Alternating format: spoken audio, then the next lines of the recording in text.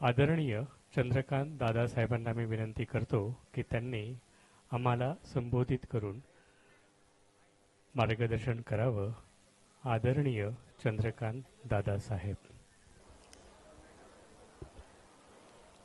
अनंत कोटी ब्रह्मांड नायक राजाधिराज योगीराज परब्रह्म श्री स्वामी समर्थ महाराज सद्गुरू मोरे दादा लक्षावधी सेवेकऱ्यांचे श्रद्धास्थान व गुरुपीठाचे पीठाधीश परमपूज्य गुरुमाऊली यांच्या चरणी त्रिवार वंदन करतो. आजच्या मूल्य संस्कार या मेळाव्याकरता इतक्यातच व्यासपीठावरती आपल्यामध्ये उपस्थित असणारे आमदार संजयजी शिरसाट साहेब, त्याचबरोबर हनुमानजी भोंडवे उद्योजक, महेंद्रजी देशमुख ACP, गणेशजी ताठे साहेब पोलीस निरीक्षक, ही सगळी मान्यवर मंडळी आपल्यामध्ये उपस्थित होती. त्या सगळ्या मंडळींना मनापासून हार्दिक शुभेच्छा देतो, धन्यवाद देतो. सज्जनो, गेली 73 वर्षापासून आपल्या दिंडोरी प्रणीत श्री स्वामी समर्थ सेवा मार्गाचं कार्य सुरू आहे आणि ह्या कार्याची मुहूर्तमेढ नाशिक जिल्ह्यातल्या दिंडोरी एका छोट्याशा खेड्यामधनं आणि विशेष म्हणजे शेतकरी कुटुंबामधनं सद्गुरू मोरे दादांनी उभी केलेली आहे. हाडं घासून रक्त आटून त्यांनी तब्बल 40 वर्ष प्रचंड परिश्रम घेऊन या दिंडोरी प्रणीत मार्गाला उभं केलेलं आहे आणि या 40 वर्षाच्या परिश्रमातनं 1988 पर्यंत सद्गुरू मोरे दादांनी जवळपास 155 केंद्र उभी केलेली. 88 साली त्यांचं महानिर्वाण झाल्यानंतर ही पुढची जबाबदारी आली आपल्या परमपूज्य गुरुमाऊलींकडे. सज्जनो, आज जवळपास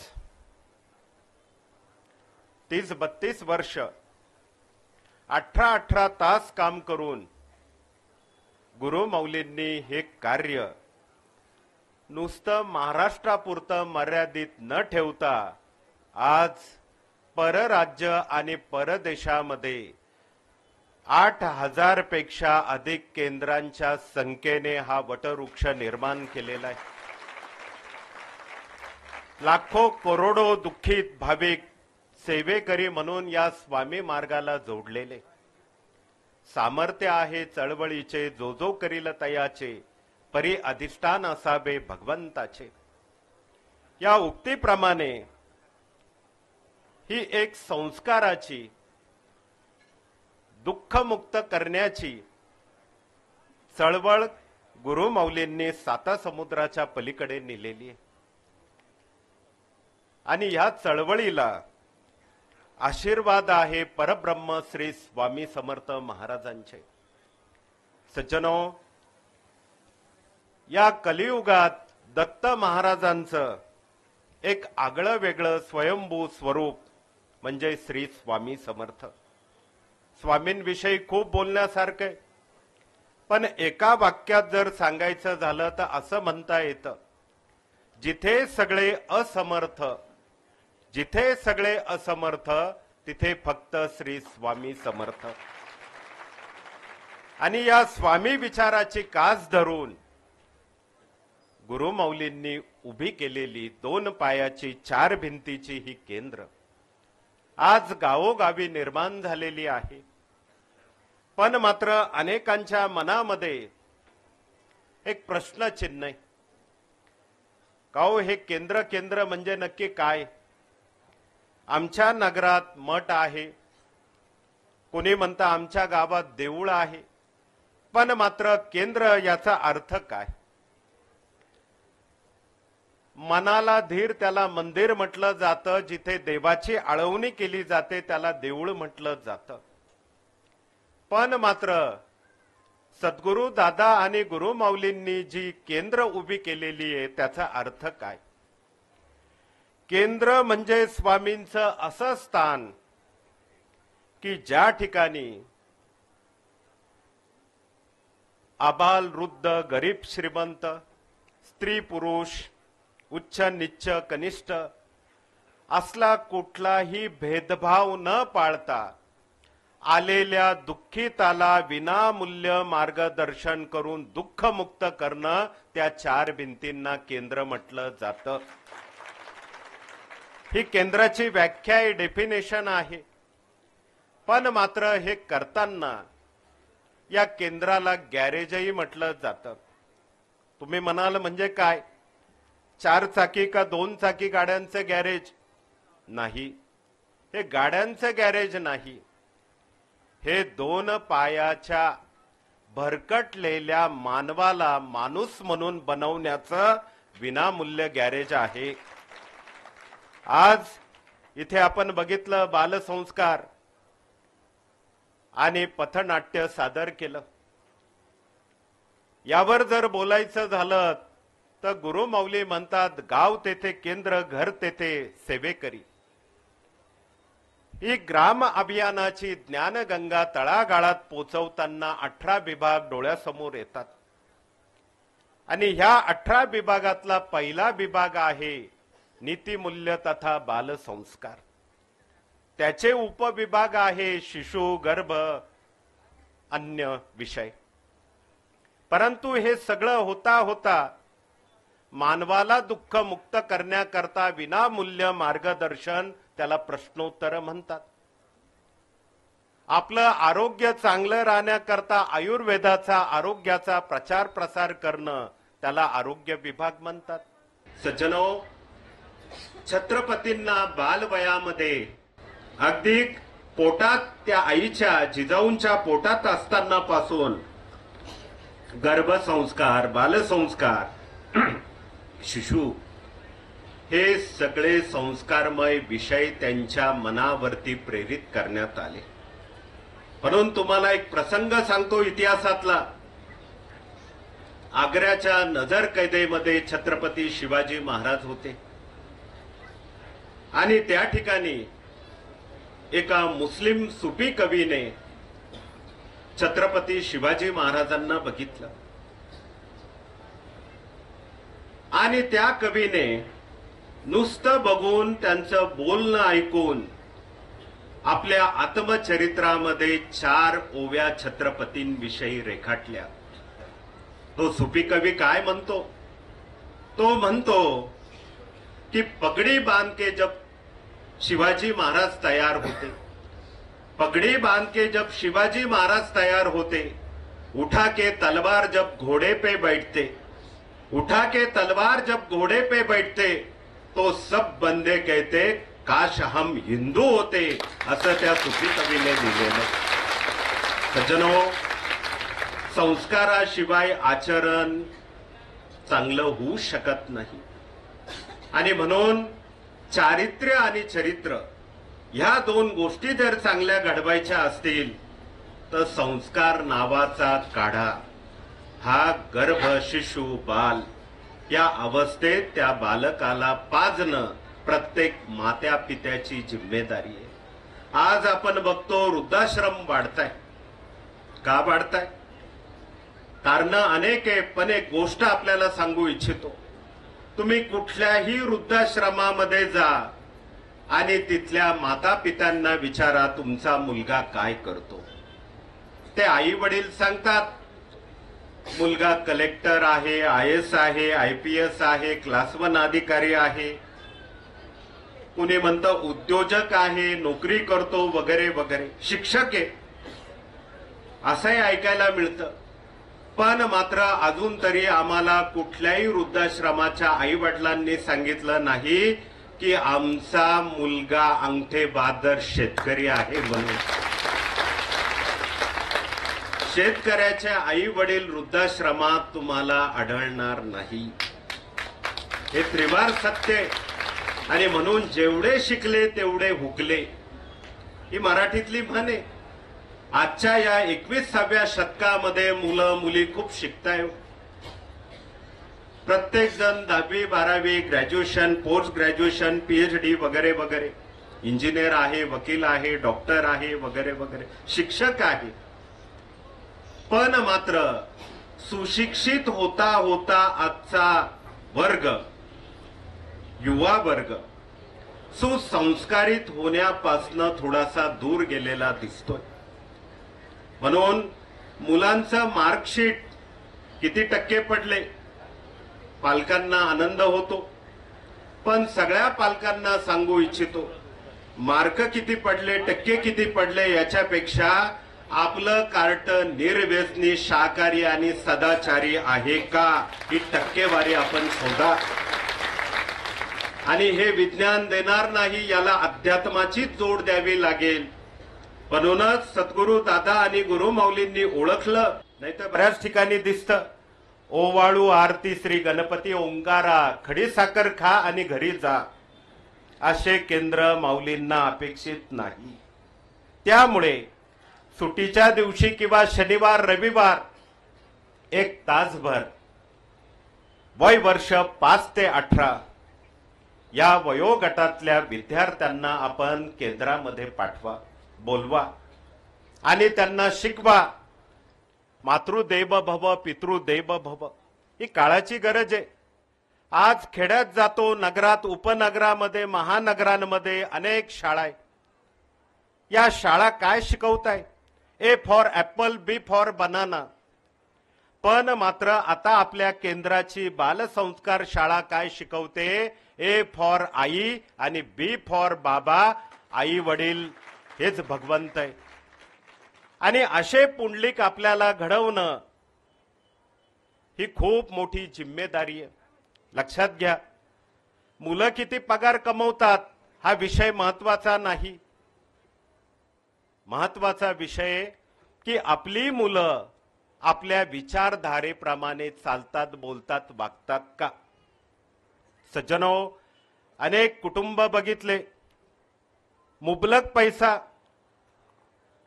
पैशाने श्रीमंत असणारे काही घर, पण मात्र मुलगा दक्षिणेकडे बघतो तर आई वडील उत्तर पूर्वेला असतात. विचारांमध्ये मतमतांतर दिसतात. रोज घरामध्ये भांडणं, कटकटी ऐकायला येत असतात. महिन्याकाठी लाखभर रुपये कमवणारा मुलगा पण रात्री येताना धड चालत येताना दिसत नाही. तो काहीतरी काचेतला काढा पिल्याशिवाय झोपूच शकत नाही. त्यावर अधिक बोलणं उचित नाही, परंतु हे दुर्दैव आहे. मार्क आहे, डिग्री आहे, पगार चांगला आहे, पण दारू पिल्याशिवाय झोप जर लागत नसेल तर याचा उपयोग काय. बरेच लोक म्हणतात आम्हाला सुखी करा म्हणून आशीर्वाद द्या, आम्हाला श्रीमंत होण्याकरता कृपादृष्टी काहीतरी श्रीफळ द्या. पण सज्जनो, जेव्हा आम्ही अशा लोकांना विचारतो बाबा रे श्रीमंत कुणाला म्हणतात, सुखी कुणाला म्हणतात, 99.99% लोकांचं म्हणणं ज्याच्याजवळ खूप सोनं नाणं धन गाडी बंगला वगैरे वगैरे तो श्रीमंत आणि सुखी. पण असं बिलकुल नसतं. हा गोड गैरसमज आहे. कुणाला श्रीमंत आणि सुखी म्हणतात? जो व्यक्ती दिवसभर कष्ट करतो, झोपेचं कुठलंही औषध न घेता रात्री 15 मिनिटात घोरायला लागतो, तो जगात सगळ्यात श्रीमंत आणि सुखी असतो. आणि हे सुख, हे समाधान, अशा प्रकारची श्रीमंती अध्यात्माशिवाय, कष्टाशिवाय मिळत नसते. म्हणून प्रत्येक जण मला अमुक चिंता आहे, मला अमुक अमुक कष्ट आहे, दुःख आहे, त्रास आहे. प्रत्येक जण चिंता काहीतरी बोलून दाखवतो आणि ही चिंता चितेपर्यंत पोचवल्याशिवाय थांबत नाही. मग आता याला काय पॅरासिटामॉल घ्यायचं, क्रोसिन घ्यायचं, का कुठला काढा का रेमडेसिवीर घ्यायचं? हे चालत नसतं. अशा चिंतारूपी रोगाला दवाखान्यातलं कुठलंही औषध काहीच काम करत नाही. मग तुम्ही म्हणाल कुठलं औषध आहे? अहो खूप सोपं औषध आहे. घर बसल्या करा, केंद्रात करा, कुठेही करा, यत्र तत्र सर्वत्र कुठेही करू शकतो. स्वामींचं चिंतन करा आणि क्षणात चिंतामुक्त व्हा. बिहू नकोस, मी तुझ्या पाठीची आहे. हे त्याचं औषध आहे. आणि म्हणूनच आपल्या मार्गातनं गेली 70-72 वर्ष रोज 11 माळा स्वामींचा जप करणं, क्रमशः 3 अध्याय स्वामी चरित्र वाचणं आणि घरामध्ये पंचमहायज्ञ करणं, ही प्रश्नोत्तरातनं दिलेली सेवा आहे. सज्जनो, हे सगळं अध्यात्म करता करता आपल्याला पुढे जायचंय. इथे तर गर्भसंस्कार, शिशु, बाल हे सगळे स्टॉल आपल्याला पाहायला मिळणार आहे. पण पलीकडे वेदविज्ञान किंवा स्वयंरोजगार, शेती, आरोग्य हेही स्टॉल आपल्या सेवेकरी मंडळींनी, डॉक्टरांनी या ठिकाणी लावलेले. खरं आपलं धन कुठलं? खरं धन 2 प्रकारचं असतं. पहिलं धन आपल्या पोटी जन्माला आलेली आपली पुढची पिढी. अहो तुम्ही आम्ही रोज राबतो, कुणा करता? पोटाला किती लागतं? पण पोटाला लागण्याच्या पलीकडे कमवण्याची इच्छा, विचार ही फक्त मानवी मनोवृत्तीमध्ये असते. तुम्ही पशु पक्षी इतर प्राणी बघा, सकाळी जेवले की संध्याकाळी काय मिळेल बघू. पण मनुष्य बघतो, अरे नाही ती अमुक अमुक LIC आली, ती काढून ठेवा, आपण गेल्यानंतर आमच्या पुढच्या पिढ्यांना त्याचा काही फायदा होईल. योगक्षेमम महाम्यहम, अर्थात तेही अर्धच घेतलं. स्वामींनी म्हटलं आणि द्वापार युगात कृष्णाने जाता जाता प्रभासावर सांगितलं, अनन्या चिंतयन्तो मा ये जना पर्युपासते तेषाभि नित्याभियुक्तानाम योगक्षेमम वहाम्यहम. अनन्य भावाने तुम्ही आमचं चिंतन करा, आम्ही तुम्हाला चिंतामुक्त करून रोजीरोटी योगक्षेम देण्याची जबाबदारी घेऊ, असं ईश्वराने म्हटलेलं आहे, स्वामींनी म्हटलेलं आहे. परंतु सज्जनो, सांगण्याचा विषय असा आहे की आपलं खरं धन आपली पुढची पिढी आहे, आपली मुलं बाळं, आपली नातवंड. आजही आपण एकमेकाला लग्न, कार्य, वाढदिवस, 10वे 13वे कुठेही भेटलो तर पहिला प्रश्न काय असतो? कोणी म्हणतं का मोबाईल तुमचा कुठल्या कंपनीचा आहे, पाकिटात किती पैसे, मंगळसूत्र किती तोळ्याचे? हे प्रश्न नसतात. पहिला प्रश्न असतो की तुम्हाला मुलं बाळ किती आणि ते काय करतात. आपलं खरं पहिलं धन कुठलं आहे? आपली पुढची पिढी. आणि दुसरं आपलं खरं धन हेल्थ इज वेल्थ, आरोग्यम धन संपदा. आपलं सुदृढ शरीर हे आपलं खरं तर दुसरं धन आहे. पण नेमकं काय होतं? आता पहिल्या धनाविषयी आपण ऐकलं, संस्कार विषय. आपण दुसऱ्या धनाविषयी या ठिकाणी 2 शब्द ऐकूयात, बोलूयात. आरोग्यम धन संपदा. सज्जनो, मनुष्य आजारी का पडतो? पहिलं कारण त्याच्या मनाला लागलेली चिंता, स्ट्रेस, मेंटल स्ट्रेस, हा पहिला विषय.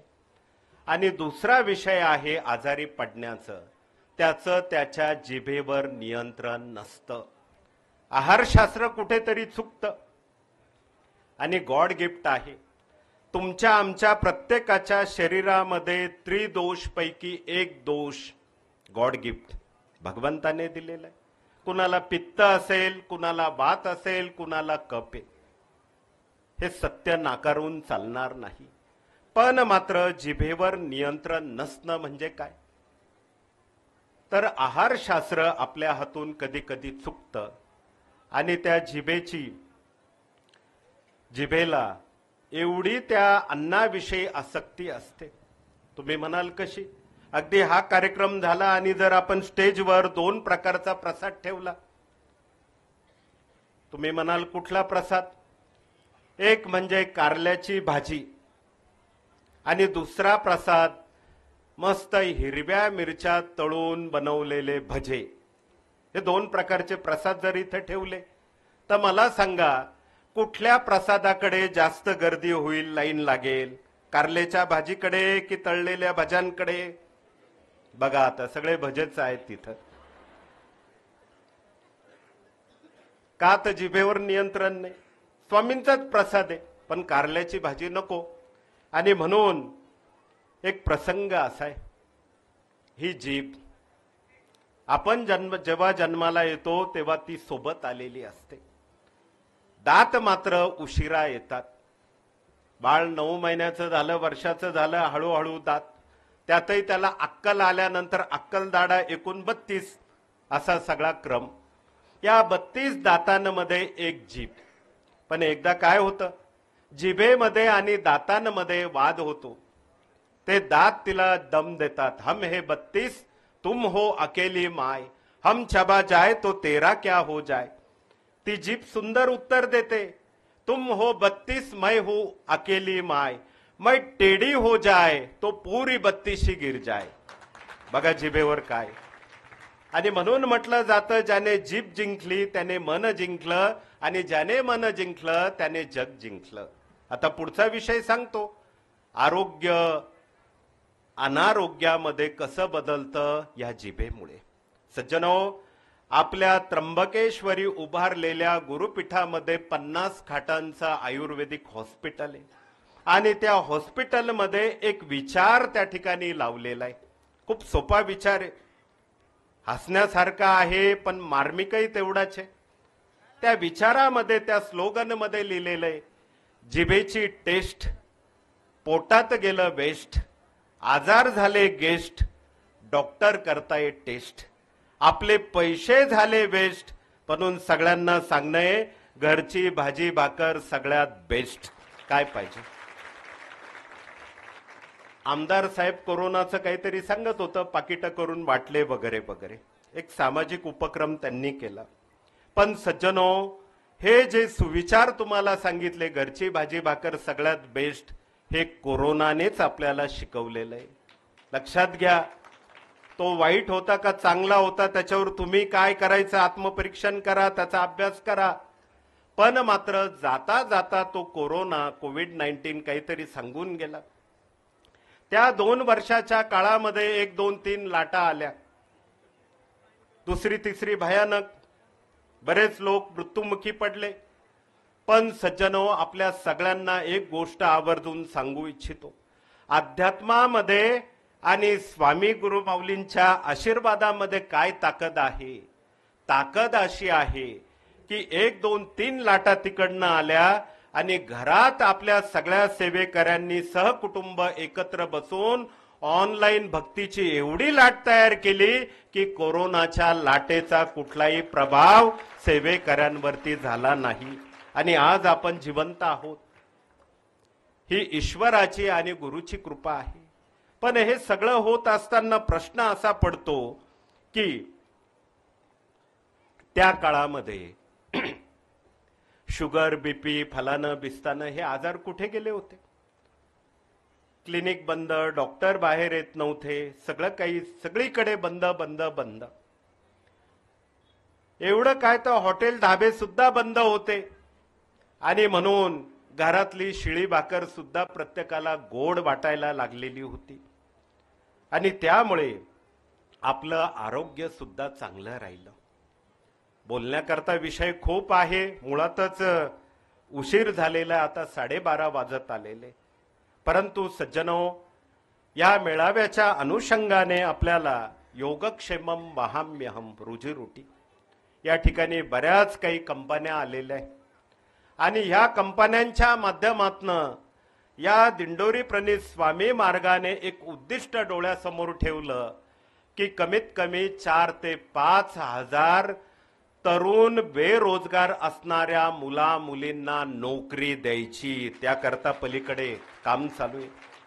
बोला तैसे चाले त्याची बंदाबी पाऊले. अहो, पोपटपंची करणं फार सोपं आहे. सांगितलं तर एखादी रामाची, शंकराची बरीच कथा आपण इथं दिवसभर कॅसेट त्यात वाजवता येईल. पण मात्र आपलं दिंडोरी प्रणीत कार्य वेगळे. प्रपंच करावा नेटका आणि त्यातनं परमार्थ साधावा. असे वेगवेगळे 18 विभाग आहे. 80% समाजसेवा, 20% अध्यात्म. हे आपल्याला आता प्रत्यक्ष कृतीतनं तळागाळामध्ये रुजवायचंय. आणि खऱ्या अर्थाने वृद्धाश्रम मुक्त असा समर्थ भारत आणि रोगमुक्त सुद्धा असा बलवान आरोग्यदायी समर्थ भारत आपल्याला निर्माण करायचा आहे. आणि त्याच्याकरता हे सगळे मेळावे आहे. बोलण्याकरता खूप काही आहे, म्हणून आता आपली रजा घेतो आणि पुन्हा त्र्यंबकेश्वरी मार्गस्थ होतो. जय हिंद, जय महाराष्ट्र, श्री स्वामी समर्थ. धन्यवाद आदरणीय चंद्रकांत दादा साहेब.